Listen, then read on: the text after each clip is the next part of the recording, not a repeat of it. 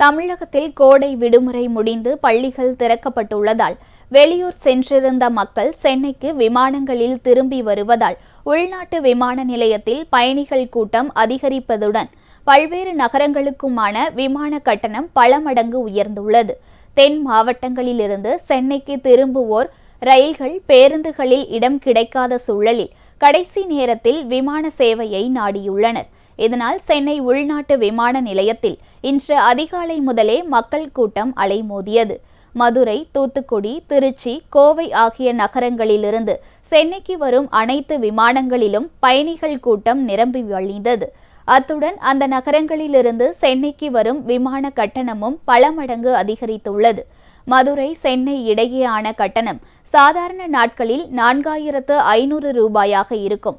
ஆனால் இன்று அந்த கட்டணம் 18,127 ரூபாயாக வசூலிக்கப்பட்டது. இதேபோல் தூத்துக்குடி, திருச்சி, கோவை நகரங்களில் இருந்தும் வழக்கமான கட்டணத்தை விடவும் 4 மடங்கு கட்டணம் வசூலிக்கப்பட்டதால் பயணிகள் அதிர்ச்சிக்கு ஆளாகியுள்ளனர்.